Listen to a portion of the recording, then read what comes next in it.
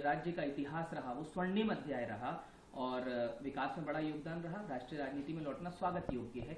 इस पूरे मसले पर और भी राजनीतिक प्रतिक्रियाएं आई हैं, आपकी प्रतिक्रिया चाहिए? कि प्रतिक्रिया तो आएंगी और आती रहेंगी, लेकिन ये उनके गठबंधन का अपना निर्णय है, हमको इससे कोई वास्ता नहीं है। लेकिन जो देखते हैं और जो समझ में आता है उस पर अपने विचार दर्शाने का अवसर और विचार व्यक्त करने का अवसर आप देते हैं, तो हम कह देते हैं कि कुछ ना कुछ तो बहुत विचित्र हो रहा है कि अगर एक व्यक्ति जो इतने समय से जिसने नेतृत्व दिया है बिहार को और जो बिहार में इतना सफल रहा है और जिसके कारणवश बिहार में शायद उनकी सरकार एक बार फिर बनी है, तो उस व्यक्ति को वहाँ से यहाँ लाना एक उनका अपना निर्णय है, मिलकर निर्णय किया होगा।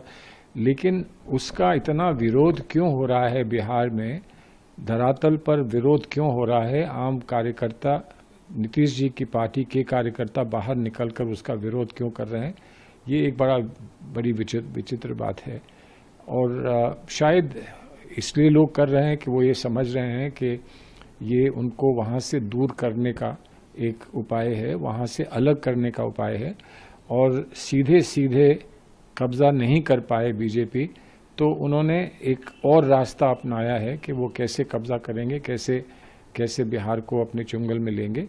क्योंकि जब तक वहाँ पर एक मिलीजुली सरकार थी, नीतीश जी वहाँ के मुख्यमंत्री थे, तो वहाँ की व्यवस्था में बीजेपी का हस्तक्षेप शायद उतना नहीं हो पाता था जितना वो चाहते हैं।